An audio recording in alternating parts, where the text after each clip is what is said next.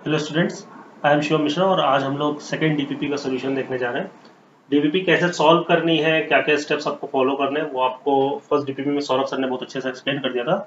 तो हम लोग डायरेक्ट सोल्यूशन की तरफ बढ़ते हैं। ठीक, तो सबसे पहले पहला क्वेश्चन करते हैं। Let f be a continuous real function such that f of 11 is equals to 10 and for all x f x into f of 1 by x is equals to 1। मतलब हमें क्वेश्चन में दे रखा है कि f x into f of f x जो है वो कितना दे रखा है, वो अपने को दे रखा है 1 दे रखा है। ठीक, और F9 की वैल्यू निकालनी है। तो सबसे पहले तो हमें क्वेश्चन में x इज इक्वल्स टू 11 पे वैल्यू दे रखी है। तो एक काम तो क्या करते हैं, सबसे पहले x को 11 रख के वो डेटा यूज करते हैं। ठीक है, तो ये आ जाएगा f ऑफ 11 और यहां पर रखेंगे 11 तो f ऑफ 11 कितना है 10। तो ये आ जाएगा f of 10 is equals to 1। अब f ऑफ 11 10 दे रखा है तो यहां से अपने पास आ गया f ऑफ 10 आ गया कितना 1/10। ठीक, यहां तक क्लियर होगा। अब चूंकि एफ एक्स कंटिन्यूअस फंक्शन है तो इंटरमीडिएट वैल्यू की थ्योरम की हेल्प से हम लोग ये बोल सकते हैं कि जो किसी ना किसी एक्स नॉट के लिए एफ एक्स नॉट जो होगा वो किसके बराबर होगा 9 के बराबर। क्यों? और किस एक्स के लिए 10 से 11 के बीच में, है ना। किसी ना किसी एक्स नॉट जो 10 से 11 के बीच में होगा उस पर फंक्शन की वैल्यू 9 आएगी। ऐसा हम लोग क्यों बोल रहे हैं और 9 पे ही क्यों बात कर रहे हैं, क्योंकि हमें F9 निकालना है। और दूसरी बात 10 से 11 के बीच में क्यों, क्योंकि देखो 10 पर वैल्यू कितनी आई 1/10 आई और 11 पर वैल्यू दे रखी है 10। तो ये इंटरमीडिएट वैल्यू का थ्योरम का स्टेटमेंट होता है कि बीच की भी सारी वैल्यूज कंटिन्यूस फंक्शन को मिलेंगे ना। तो F10 है 1/10 और F11 है 10, तो बीच की सारी वैल्यू मिलेंगी तो किसी ना किसी एक्स नॉट के लिए 9 भी मिलेगा। अब बस कुछ नहीं करना है, ये जो इक्वेशन दे रखी है इसमें तुम क्या कर दो, एक्स को एक्स नॉट रख दो। ठीक, तो x को जब x नॉट रखेंगे तो अपने पास आ जाएगा f of x not into f of f x not is equals to 1। ठीक है, तो एफ एक्स नॉट है 9, तो 9 into F9 is equals to 1। तो यहां से अपने पास F9 कितना आ गया 1/9 आ गया। ठीक है, तो बी ऑप्शन करेक्ट हो गया। होपफुली सभी को क्लियर होगा। चलिए नेक्स्ट क्वेश्चन देखते हैं। ये कुछ एक वियर्ड सी लिमिट है जो हमें कैलकुलेट करनी है। यहाँ पर ये जो तुम्हें दिख रहा है ये ग्रेटेस्ट इंटीजर के अंदर लिखा हुआ है और ये चीज फ्रैक्शनल पार्ट के अंदर लिखी हुई है। ठीक, तो आप कैसे कैलकुलेट करें। तो देखो पहले इसको समझो कि ये जो टर्म है नीचे जो बॉक्स में लिखा हुआ है ये है 2n tan 1/n।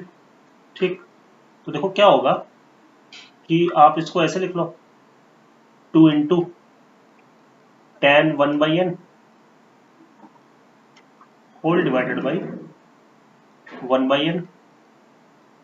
ठीक, अब ये n इंफिनिटी को जा रहा है तो 1/n किसको जाएगा 0 को। tan 0.0 वाली स्टैंडर्ड फॉर्म है तो ये कितना हो जाएगा 1। तो इस लिमिट का आंसर आ जाएगा 2। और चूंकि इसकी वैल्यू 1 से स्लाइटली ज्यादा साइड से अप्रोच करती है 1 को, तो ये पूरा जो प्रोडक्ट होगा वो 2 से ज्यादा होगा तो ये बॉक्स कितना आ जाएगा 2 आ जाएगा। ठीक, और ये चीज देख लेते हैं sign fractional part of 2/n। ठीक है, तो n टेंडिंग टू इंफिनिटी पे ये भी किसको जा रहा है 0 को जा रहा है और चूंकि n इंफिनिटी को जा रहा है तो ये चीज अल्टीमेटली अगर सोचो तो 0 प्लस हो जाएगी। और 0 के आसपास फ्रैक्शनल पार्ट ऑफ x किसके बराबर होता है x के बराबर होता है ना। फ्रैक्शनल पार्ट ऑफ x का ग्राफ है 0 से 1 में, तो 0 के आसपास फ्रैक्शनल पार्ट ऑफ x किसके बराबर होता है x के बराबर होता है। तो ये किसके बराबर हो जाएगा साइन 2/n के बराबर हो जाएगा। मतलब फ्रैक्शनल पार्ट के अंदर का नंबर 0 के अराउंड था तो फ्रैक्शनल पार्ट ऑफ 2/n को सिर्फ 2/n भी लिख सकते हैं, मतलब फ्रैक्शनल पार्ट ऑफ x को x भी लिख सकते हैं। तो फिर ये आपका सिंप्लीफाई हो गया यहाँ पे। उसके बाद तो क्वेश्चन में कुछ नहीं करना है, स्टैंडर्ड फॉर्म है भाई, ये इसको 2/n लिख लिया, ये चीज 2 लिख ली। ठीक है, फिर ये कॉस में कन्वर्ट हो जाएगा और आप सिंपल जो देख लो फॉर्म कौन सी बन रही है ये, है ना। तो फॉर्म देखो n की वैल्यू इन्फिनिटी रखो तो 1/∞ 0 cos 0 1 और यहाँ पर इन्फिनिटी रखोगे तो 0, तो ये 1 की पावर इन्फिनिटी बन रही, तो वो सभी को सॉल्व करना आता है। तो होपफुली जो मेन चीज थी वो मैंने इसमें आपको बता दी, आगे की चीज आप सोल्यूशन से आराम से समझ सकते हो। चलो नेक्स्ट क्वेश्चन की तरफ बढ़ते हैं। चलो ये क्वेश्चन देखते हैं। सिंपल सा क्वेश्चन है, एफ एक्स आपको दे रखा है कुछ और एफ एक्स 0 से बड़ा है हमेशा और limit x tending to infinity exist कर रही है, ठीक है। तो limit x tending to infinity f x अगर एग्जिस्ट कर रही है मतलब कि फाइनाइट क्वांटिटी है, तो limit extending to infinity f x को आप कुछ एल मान लो, ठीक है। अब चूंकि इन्फिनिटी है तरह, तो लिमिट एक्सटेंडिंग टू इन्फिनिटी कोई तुमसे पूछे कि एफ एक्स प्लस वन कितना होगा, तो जाहिर सी बात है वो भी कितना होगा, एल के बराबर होगा। तो बस यहाँ पर क्या कर दिया है कि ये जो फंक्शन दिया हुआ है इसमें एक्सटेंडिंग टू इन्फिनिटी कर दो हर जगह। तो यहाँ पर क्या आ जाएगा, limit extending to infinity f x, तो ये कोई इधर हो जाएगा ये एल 1/3, फिर अंदर again limit extending to infinity f x plus one कितना हो जाएगा, एल हो जाएगा। और हमें एल की वैल्यू निकालनी है, देखो यही तो निकालना है ना, limit extending to infinity f x, ये कितना हो जाएगा 5/L, ठीक। फिर ये सिंपल सी क्वाड्रेटिक देखो यहाँ पर बनी है, इस क्वाड्रेटिक को सॉल्व कर लो। तो 12² बराबर 5, तो एल स्क्वायर कितना आ जाएगा, एल आ जाएगा plus minus 5/√2, F x greater than 0 दे रखा है, तो कौन सी वैल्यू उठा लेंगे, केवल ये वाली वैल्यू उठा लेंगे। बहुत ही आसान क्वेश्चन था, सभी को क्लियर होना चाहिए। चलो नेक्स्ट क्वेश्चन की तरफ बढ़ते हैं। चलो ये क्वेश्चन है, let f x be a function which is differentiable everywhere any number of times, and ये एक इक्वेशन दे रखी है जो मैंने नीचे लिख भी रखी है, for every x belongs to R. Then ये देखो f 2010 0 मतलब कि आपको इसके 2010th डेरिवेटिव की 0 पर वैल्यू निकालनी है, ये तुम्हारा क्वेश्चन है ना। तो क्या किया जाए, तो देखो क्या करते हैं कि यहां पर हम लोग ने x को -x से रिप्लेस किया, ठीक। अब भाई ऐसा तो करेंगे नहीं, क्योंकि f फंक्शन में एग्जैक्ट पता नहीं, कोई पैटर्न मिलेगा नहीं, तो हम ऐसा तो करेंगे नहीं कि 2010 बार डिफरेंशिएट करें या फिर एक दो बार डिफरेंशिएट करें तो कुछ पैटर्न मिल जाए। तो हमने x की जगह -x रखा, उससे फायदा क्या होगा, ये तो यही आ जाएगा 2x² - 1, ये आ जाएगा माइनस का 2x³ और ये आ जाएगा तुम्हारा f ऑफ -x, ठीक। तो ये वाली वैल्यू, इसकी वैल्यू उठा के यहां पर रख दो, तो ये आ जाएगा 2x³ fx is equals to -2x³ f of -x। तो यहां से मिल गया f of x is equals to f of -x, ठीक। तो ये फंक्शन कैसा हो गया, नहीं माइनस, ये माइनस भी आएगा ना, ठीक माइनस आएगा, तो ये फंक्शन कैसा हो गया, ऑड फंक्शन हो गया, ठीक है।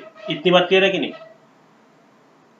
अब हमें ये पता है कि ऑड फंक्शन का डेरिवेटिव इवन होता है और इवन का डेरिवेटिव ऑड होता है। तो एफ एक्स ऑड फंक्शन है, तो उसका जो पहला डेरिवेटिव होगा एफ एक्स का वो इवन होगा, ठीक। फिर ये इवन फंक्शन है तो इसका डेरिवेटिव ऑड होगा, फिर ये ऑड फंक्शन है तो इसका डेरिवेटिव इवन होगा, ठीक। और फिर ऐसे ही ये चलता रहेगा, तो ये इवन है तो इसका डेरिवेटिव ऑड होगा। तो देखो जो इवन डेरिवेटिव है वो कितने आ रहे हैं, ऑड आ रहे हैं। तो यानी कि f2010 x भी क्या होगा, क्योंकि ये इवन डेरिवेटिव है तो ये भी ऑड होगा। और कोई भी ऑड फंक्शन जिसकी डोमेन में, कोई भी ऑड फंक्शन जिसकी डोमेन में 0 है तो वो 0 पर वैल्यू हमेशा कितनी देता है, 0 देता है। तो चूंकि ये ऑड फंक्शन है, डोमेन में 0 है, तो इसकी 0 पर वैल्यू कितनी आएगी, 0 आएगी। तो ये वाला ऑप्शन सी ऑप्शन सही हो गया, ठीक। अच्छा क्वेश्चन था, आई होप क्लियर होगा। नेक्स्ट क्वेश्चन की तरफ बढ़ते हैं। चलो भाई ये क्वेश्चन समझते हैं। इसमें एफ एक्स, ये कुछ फंक्शन दे रखा है एक्स जी एक्स अपॉन मॉड एक्स जब एक्स 0 नहीं और 0 जब एक्स 0 है, और जी 0 0 है और जी डैश 0 भी 0 है। तो अपने को सपोज एफ डैश 0 निकालना है, एफ 0 दिए तो एफ डैश 0 निकालना है, ठीक है। तो ठीक है, तो यहीं से ही समझ लेते हैं। देखो एफ डैश 0, चलो एक स्टेप लिख देता हूँ। एफ डैश 0 जो फर्स्ट प्रिंसिपल ऑफ डिफरेंशिएशन है, तो उसकी मदद से क्या हो जाएगा, limit h tending to 0 f h minus f 0। Limit का मतलब होता है कि h 0 के बराबर नहीं है, मतलब है ना 0 के नेबरहुड में, अपॉन h माइनस 0, तो ये h आ गया। तो यही पहला स्टेप लिखा हुआ है, ठीक। उसके बाद f0 तो 0 है और fh यहाँ पर क्या रख देंगे, जब h 0 नहीं है तो यानी कि x 0 नहीं है, तो ये वाली डेफिनेशन रख देंगे। तो क्या आ जाएगा, h fh upon mod h। तो ये क्या आ गया, h से h कैंसिल हो जाएगा, तो limit h tending to 0 gh upon mod h आ गई। तो ये लिख लिया, limit h tending to 0 g h upon mod H.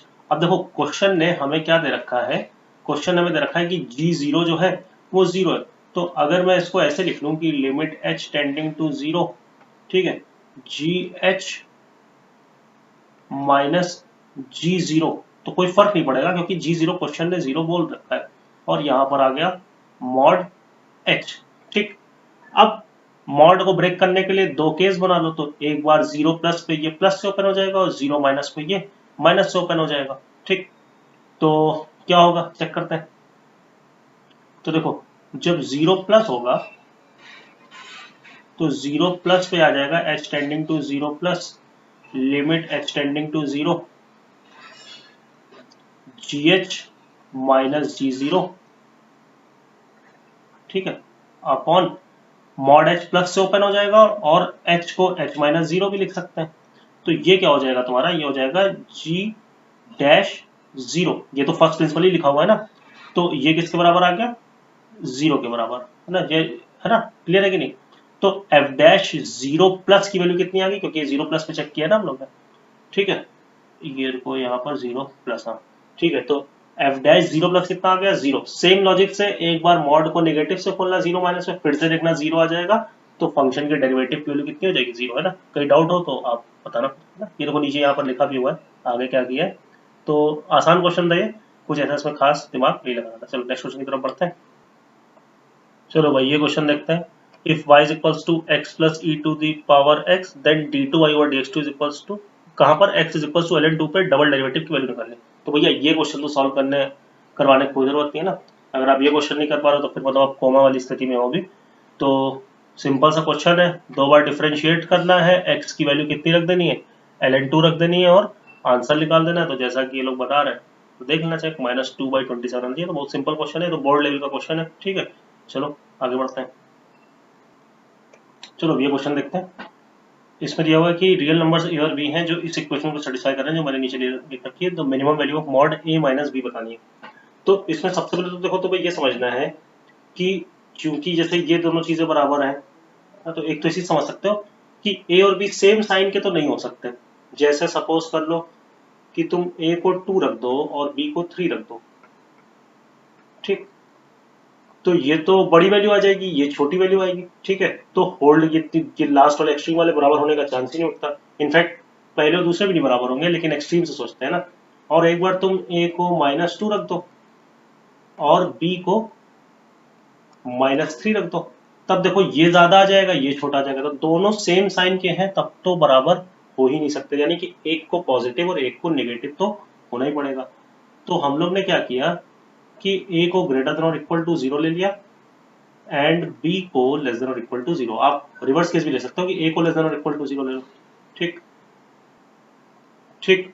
तो अब देखो अगर ए पॉजिटिव है तो ए -1 तो क्या होगा, कुछ नहीं बता सकते कि ए ग्रेटर देन 0 है, तो a -1 के बारे में हम लोग क्या बोल सकते हैं कि a -1 जो होगा वो -1 से बड़ा होगा, यानी पॉजिटिव नेगेटिव कुछ भी हो सकता है। तो इसको तो अभी ब्रेक नहीं किया, इसको a -1 ही रहने दिया, ठीक। अगर b नेगेटिव है तो b-1 भी नेगेटिव होगा, तो यहाँ पर मॉड माइनस से खुल जाएगा, तो ये -b+1 हो जाएगा। a पॉजिटिव है बीच वाले में, तो ये प्लस से, b नेगेटिव है तो ये माइनस से, a पॉजिटिव है तो a+1 भी पॉजिटिव होगा, तो मॉड प्लस से ओपन हो जाएगा, और b नेगेटिव है तो b+1 1 से छोटा होगा, है ना। b लेस देन 0, दोनों साइड 1 ऐड कर दो तो b+1 1 से छोटा है। जो चीज 1 से छोटी है वो पॉजिटिव भी हो सकती है, नेगेटिव भी। तो अगेन इस मॉड को भी श्योरिटी के साथ नहीं ओपन कर सकते, तो ये आ गया, ठीक। अब एक बार इन दोनों को इक्वेट करो और एक बार इन दोनों को इक्वेट करो, देखते हैं क्या आ रहा है। तो यहां से आ जाएगा, इन दोनों को इक्वेट करोगे b से भी कैंसिल हो जा रहा है, तो यहां से आ रहा है मॉड ऑफ a-1 बराबर a-1, और लास्ट के दो को इक्वेट करने से आ रहा है mod of b+1 is equals to minus of b+1, ठीक। तो यहां पर देखो मॉड ऑफ a-1 और ये बिना मॉड के, तो यानी कि यहां से यहां आने में मॉड कैसे ओपन हुआ है, प्लस से ओपन हुआ है। तो वो कब पॉसिबल है, जब a क्या हो, 1 या उससे ज्यादा हो, ठीक, और a पॉजिटिव तो था ही।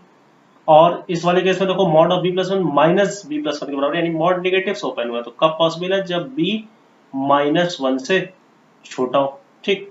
तो हमें क्या चाहिए, हमें चाहिए मॉड ए माइनस बी की मिनिमम वैल्यू चाहिए, ठीक। तो वो कितनी हो जाएगी, ए की वैल्यू 1 रख दो और बी की वैल्यू -1 रख दो। भाई बी की वैल्यू तुम -1 से कुछ बड़ी रखोगे, मतलब -2 रखोगे तो देखो क्या होगा, ए को 1 रखते ही, ए को 1 रखो और बी की वैल्यू कुछ -2 रख दो मान लो, तो क्या हो जाएगा, देख ही सकते हो कि वैल्यू 2 से ज्यादा हो जाएगी। या फिर ऐसे भी बोल सकते हो कि यहाँ से -b जो आएगा वो क्या आ जाएगा, >1 आ जाएगा, तो दोनों को जोड़ दो तो क्या आ जाएगा भाई, ए -2 मिनिमम वैल्यू आ जाएगी, ठीक है। वो आप चेक कर लेना। बाकी और केस देख सकते हो क्या, कि a <0 लो और b <0 लो, तो हर केस में आप देखोगे कि जो मॉड a माइनस बी की मिनिमम वैल्यू होगी वो 2 आएगी। चलो अब आगे बढ़ते हैं। फिर ये क्वेश्चन है, the number of solutions of the equation this is equals to this. तो कभी भी mod a is equals to mod b type की इक्वेशन सॉल्व करनी हो तो हमेशा ध्यान रखो क्या करो, क्योंकि दोनों साइड पॉजिटिव नंबर है, दोनों साइड स्क्वायर कर दो, तो ए स्क्वायर बराबर बी स्क्वायर आ जाएगा, ठीक है। फिर इधर लाके फैक्टराइज कर दो, मॉड ओपन नहीं करना है ना, या स्क्वायर वाला ब्रैकेट ओपन ना करना, ए माइनस बी ए प्लस बी 0 हो जाएगा। तो एक बार a माइनस बी को 0 कर दो, है ना, बिना दिमाग लगाए जो सॉल्व करने का तरीका वो बता रहा हूँ, और एक बार a प्लस बी को 0 कर दो, है ना। तो बस इसमें भी यही करना है कि mod of this is equal to mod of this है, दोनों का स्क्वायर करो, इसको इधर लाओ, a square plus b square लगाओ, दो क्वाड्रेटिक बनेंगी, सॉल्व करके देख लो क्या हो रहा है, और बड़ी आसानी से आंसर आ जाएगा। हो सकता है एक का डी नेगेटिव आ जाए तो उससे कोई आंसर ना आए, ठीक। तो इसका आंसर बन दिया, तो आप सॉल्व करके देख लेना। चलो आगे बढ़ते हैं। चलो अब ये क्वेश्चन है, the least positive integral solution of x square minus 4x greater than cot inverse x, ठीक है। तो x square minus 4x quadratic है जिसके रूट्स हैं 0 और 4। तो उसका ग्राफ कुछ बनाते हैं कि किस टाइप से बनेगा। यहाँ पहले रूट्स बना लेते हैं, 0 और 4 है उसके रूट्स, तो ये कुछ ऐसे, और इधर से कुछ बना लेना, है ना, रफ ग्राफ, ठीक। मान लो कुछ ऐसे चलेगा ना। और जो कॉट इनवर्स x है, ठीक है, उसकी रेंज होती है 0 से पाई, ये तो डॉटेड लाइन है जो वो पाई की है, और उसका ग्राफ कुछ ऐसे आ जाएगा, ऐसे करके आता चला जाएगा, ठीक। तो बताने का मतलब ये कि कॉट इनवर्स जो है वो कभी नेगेटिव नहीं होता है ना। और ये जो पॉइंट दिख रहा है अपने को, ये वाला पॉइंट, ये कितना है, 4 है, ठीक है। तो ये तो पक्की बात है कि जो आंसर होगा वो 1, 2 और 4 नहीं हो सकता है ना, तो आंसर तो डायरेक्ट ही दिख गया कि 5 आएगा। क्यों, क्योंकि 1, 2 और 4 पे जो क्वाड्रेटिक है वो नेगेटिव चल रही है भाई, 1 यहाँ आएगा, 2 यहाँ आएगा, और 4 पे 0, तो क्वाड्रेटिक नेगेटिव चल रही है ना। तो बड़ी हो ही नहीं सकती कॉट इनवर्स से, क्योंकि कॉट इनवर्स कभी नेगेटिव होता नहीं। अब देखो क्या होगा कि क्वाड्रेटिक की 5 पर वैल्यू कितनी आ रही है, एक्स स्क्वायर माइनस 4x में जब तुम x को 5 रखोगे, 5 5 से 25, और ये कितना आ जाएगा, 5 माइनस 4 यानी कि 20, तो ये 5 आ जाएगा। तो 5 पर क्वाड्रेटिक की वैल्यू 5 आ रही है। कॉट इनवर्स की रेंज होती है तुम्हारी 0 से पाई, यानी कि 3.14 तक जाती है। तो यानी कि 5 के लिए फिर पक्की बात है कि इसकी वैल्यू ज्यादा होगी, क्वाड्रेटिक की ही ज्यादा होगी, जो कि ये बिना चेक किए भी सोच सकते थे क्योंकि ऑप्शन इस हिसाब से सेट किए गए, ठीक है। तो आंसर क्या हो गया, सी ऑप्शन। चलो नेक्स्ट क्वेश्चन की तरफ बढ़ते हैं। चलो अब ये क्वेश्चन देखते हैं, the value of limit extending to √3/2 this upon this. तो देखो लिमिट एक्सटेंडिंग टू √3/2, और यहाँ पर जो तुम्हें दिख रहा है वो है sine inverse 2x √1 minus x square. अब कुछ लोगों को ये मिसकॉन्सेप्शन होता है, हालांकि ज्यादातर लोगों ने क्लास में पढ़ा होगा ये, कि ये हमेशा 2 साइन इनवर्स एक्स के बराबर नहीं होता है। इसके लिए 3 कंडीशन आती है, वो 3 कंडीशन यहाँ पर मैंने लिख रखी है, ठीक है ना। तो ये 2 साइन इनवर्स एक्स के बराबर होता है जब mod x is less than 1/√2, यानी x माइनस 1/√2 से 1/√2 है, ठीक है। मॉड एक्स यहाँ पर सिर्फ x होगा ना, ना नहीं सही है, मॉड एक्स ही होगा, ठीक है। मॉड एक्स लेस देन 1/√2, और फिर ये आगे की ये कंडीशन है। तो यहाँ पर x की वैल्यू है √3/2, तो x जो है वो इस इंटरवल में लाई कर रहा है, इस वाले में ना, 1/√2 से 1 के बीच में आपको क्या मिलेगा, √3/2 मिलेगा, ठीक है। तो यहाँ पर आप sine inverse 2x √1 minus x square को क्या रखोगे, pi minus 2 sine inverse x, जो कि इन्होंने यहाँ पर सोल्यूशन में किया है। फिर तो क्वेश्चन में कुछ बचा ही नहीं, ये आ जाएगा, और फिर यहाँ से आप LH रूल लगा देना, तो आपका आंसर आ जाएगा। तो मेन स्टेप से पहले ही था कि इसको लिखा क्या जाए, sine inverse 2x √1 minus x square को लिखा क्या जाए। तो वो डिपेंड करता है इंटरवल पे, अगर x माइनस 1/√2 से 1/√2, तो ये 1/√2 से 1 है तो ये, और -1 से -1/√2 है तो फिर ये लिखेंगे -pi plus 2 sine inverse x. सभी को ये क्लास में डिराइव करवाया गया होगा। ठीक है, चलो अब आगे बढ़ते हैं। और बाकी इसमें LH रूल लगा के आंसर तो होपफुली सभी निकाल लेंगे। ठीक है, नेक्स्ट क्वेश्चन देखते हैं। चलो ये क्वेश्चन देखते हैं। इसमें ये लिमिट कैलकुलेट करनी, limit tending to infinity summation r is equal to 1 से n greatest integer of 1/2 to the power r whole to the power m। तो पहले तो क्या करेंगे हम लोग इसमें कि ये जो अंदर लिखा हुआ है m जिसका एक्सपोनेंट है जो अंदर ब्रैकेट में लिखा हुआ है उसको कैलकुलेट कर लेते हैं। तो यहाँ पर तुम m की वैल्यू 1 2 3 रखोगे तो एक gp बन जाएगी, जिसका फर्स्ट टर्म है 1/2, तो a 1 माइनस कॉमन रेशियो की पावर है अपॉन 1 माइनस कॉमन रेशियो। तो ये आ जाएगा, सिंप्लीफाई करके ये चीज आ जाएगी ना, यहाँ समझ लेते हैं थोड़ा। Limit n tending to infinity, ठीक है, limit n tending to infinity और box of 1 minus 1 upon 2 to the power n। ठीक, चलो अब देखो n टेंडिंग टू इंफिनिटी पे ये इंफिनिटी जाएगा, और 1 अपॉन इंफिनिटी अगर नीचे इंफिनिटी को अप्रोच कर रहा है तो ये चीज 0 प्लस को अप्रोच करती है ना, ये पूरा फ्रैक्शन। तो यानी कि 1 में कुछ स्लाइटली पॉजिटिव नंबर सब्ट्रैक्ट होगा, तो अल्टीमेटली ये जो चीज होगी ये पूरी पूरी क्या हो जाएगी, 1 से स्लाइटली छोटी हो जाएगी ना। 1 में तुम 0 प्लस सब्ट्रैक्ट करोगे तो नंबर 1 से छोटा हो जाएगा, तो उसका ग्रेटेस्ट इंटीजर क्या आएगा, 0 आएगा। और कैसा 0 आएगा, एग्जैक्ट 0 आएगा। बॉक्स के बाहर हमेशा एग्जैक्ट चीज निकलती है, तो अब एग्जैक्ट 0 की पावर कुछ भी हो वो हमेशा 0 ही आ रहा है ना, तो इसका आंसर ये होगा, ना कि बी होगा जो टिक टक होगा। इसका आंसर होगा A, 0 for m belongs to all real number, क्योंकि जो अंदर वाली लिमिट है उसका आंसर क्या आ रहा है, उसका आंसर एग्जैक्ट 0 आ रहा है। ठीक है कि नहीं। अच्छा लेकिन नहीं, अगर एग्जैक्ट 0 आ गया है, हाँ ये चीज तो ध्यान देनी पड़ेगी ना, एग्जैक्ट 0 अगर आ गया है ना, तो बाहर अगर m नेगेटिव हो गया तो ये 0 डिनोमिनेटर में जाके बन जाएगा, मतलब कि m की वैल्यू सपोज कर लो -2 हो गई, तो ये एक्चुअल में 1/0 की पावर 2 हो गई, तो ये इन्फिनिटी चला जाएगा, है ना। तो वो अपने को नहीं चाहिए ना, तो एग्जैक्ट 0 की पावर 2 होगी तो वो 0 आ जाएगा हमेशा, है ना। तो 0 आएगा, यानी कि सही लगा होता है इसमें, 0 फॉर m ग्रेटर देन 0। ठीक है कि नहीं। और m नेगेटिव होगा तो प्लस माइनस इंफिनिटी या इंडिटरमिनेट टाइप की चीज आने लगेगी, तो वहां पर हम कुछ नहीं कर पाएंगे, क्योंकि ये क्या होगा, ये एक्चुअली ये बन जाएगा 1/0 की पावर 2, तो 1 एग्जैक्ट 0, तो ये तो कभी पॉसिबल ही नहीं है कि डिनोमिनेटर में एग्जैक्ट 0 बन जाए, मतलब कोई ये ना लगे किसी को कि ये ऑप्शन सही होगा, है ना। ठीक है कि नहीं। और बाकी ये बोला है 1 for m is equal to 0, तो ये तो एग्जैक्ट 0 आया है।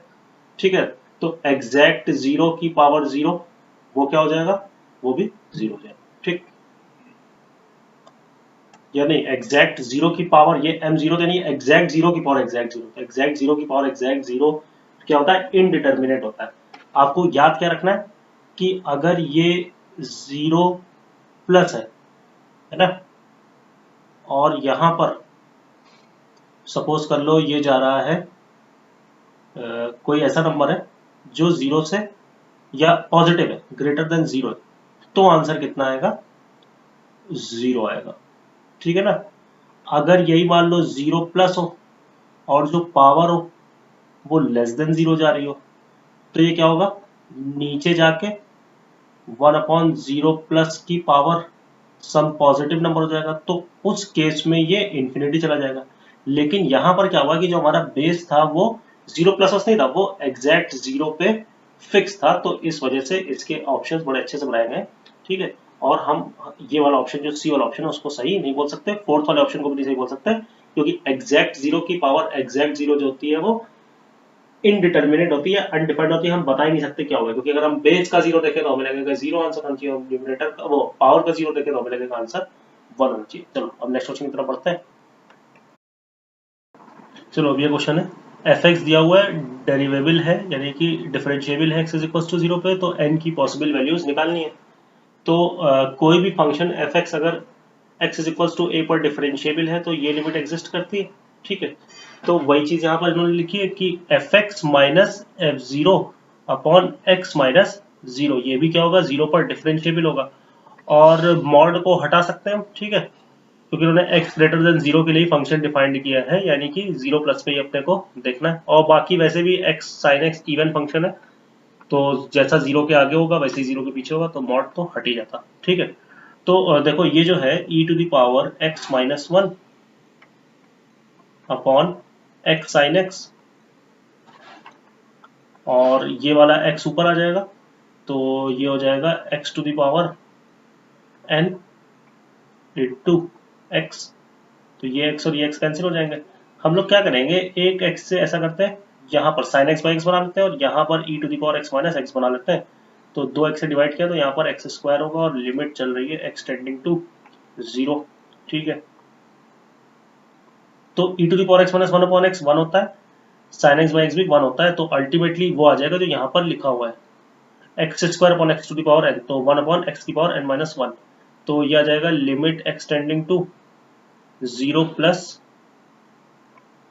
x की पावर 2 माइनस n, और हम चाहते हैं ये एग्जिस्ट करे, तो मतलब 0 प्लस की पावर जो भी है वो पॉजिटिव हो।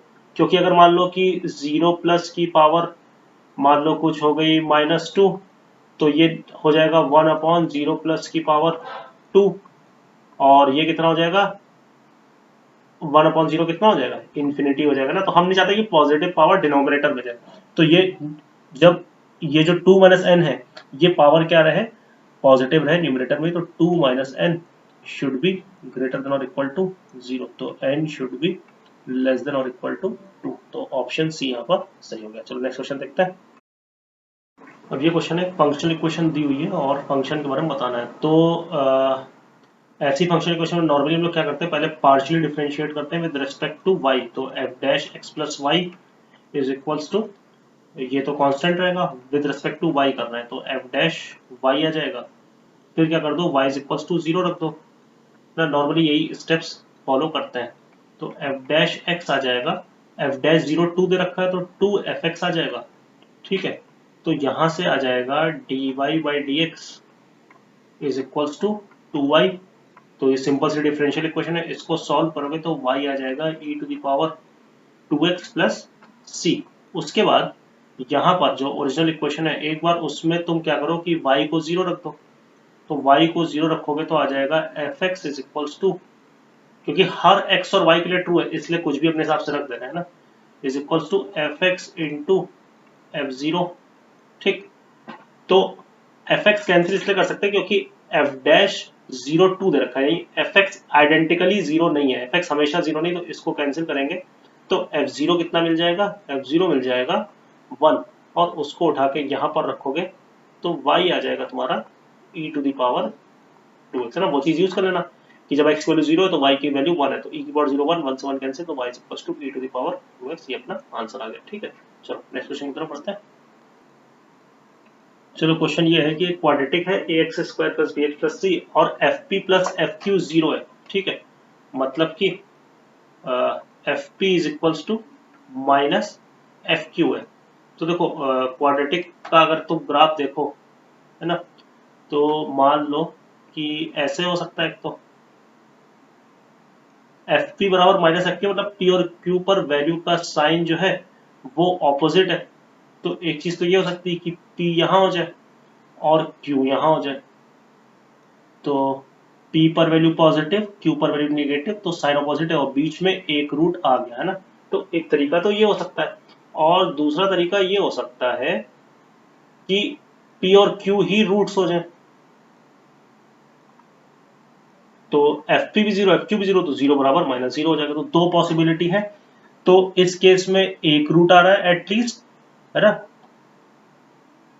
और इस केस में मतलब इस केस में एक रूट आ रहा है एटलीस्ट, नहीं इसमें एक ही रूट आ रहा है क्योंकि q पर वैल्यू नेगेटिव है p पर पॉजिटिव है, तो एक ही रूट आएगा, है ना। और इसमें दोनों के दोनों रूट आ रहे हैं close interval p to q में, तो हमें close interval p to q में कमेंट करना है, तो दोनों को कंबाइंड करके सेफली क्या बोल सकते हैं कि दोनों में कुछ भी हो जाए कम से कम एक रूट तो जरूर आएगा, तो एटलीस्ट वन रूट इसका आंसर सही हो गया ना। बाकी सोल्यूशन भी लिखा हुआ वही चीज जो मैंने बताई। ठीक, चलो नेक्स्ट क्वेश्चन देखते हैं। लॉग की इनइक्वालिटी में एक क्वेश्चन है कि log this to the base है ग्रेटर देन 1 है, तो x की वैल्यू क्या होगी और a की वैल्यू दे रखी, तो बेसिकली ये इनइक्वालिटी सॉल्व करनी है, तो इसको एक्सपोनेंशियल फॉर्म में कन्वर्ट करेंगे, log का एक्सपोनेंशियल कन्वर्जन करेंगे, लेकिन वो करने से पहले हमें पता होना चाहिए कि बेस 0 से 1 के बीच में है कि 1 से बड़ा है। तो इसमें आपको दो केस बना के सॉल्व करना पड़ेगा कि 25 माइनस एक्स स्क्वायर बाई 16 को एक बार 1 से बड़ा ले लेना। तो ये इनइक्वालिटी क्या आ जाएगी, ये आ जाएगी 16 रहेगा, तो ये अल्टीमेटली आ जाएगा एक्स स्क्वायर लेस देन 9, तो x माइनस 3 से 3। ठीक है, तो जब x माइनस 3 से 3 होगा तो log का बेस 1 से ज्यादा होगा, तो इनइक्वालिटी रिवर्स नहीं होगी, तो ये आ जाएगा, ये आ जाएगा, तो दिस की पावर 1 हो जाएगी और इनइक्वालिटी का साइन रिटेन रहेगा। तो ये आ जाएगा 24 minus 2x minus x square upon 14 is greater than 25 minus x square by, simple log की इक्वलिटी है, अपॉन 16। सिंप्लीफाई करना, सॉल्व करना और इसके साथ इंटरसेक्शन ले लेना, तो एक केस आ जाएगा। ठीक, फिर दूसरा केस क्या बनाना, दूसरे केस में तुम बेस को 0 से 1 के बीच में लेना, मतलब कि ये जो बेस है 0 से 1 के बीच में रखना, 25 माइनस एक्स स्क्वायर अपॉन 16, 0 से 1 के बीच में। उस केस में जब तुम एक्सपोनेंशियल में कन्वर्ट करोगे तो ये जो इनइक्वालिटी दिख रही है ये रिवर्स हो जाएगी। तो इसको सॉल्व करना, इसको सॉल्व करना, दोनों का इंटरसेक्शन लेना और फिर जो दो केस के आंसर है उनका यूनियन ले लेना। ठीक, तो सॉल्व करना आ जाएगा, कोई दिक्कत नहीं होगी, सिंपल इनइक्वालिटी बस आराम से कैलकुलेट करना, तो कहीं पे दिक्कत आने नहीं वाली है। चलो।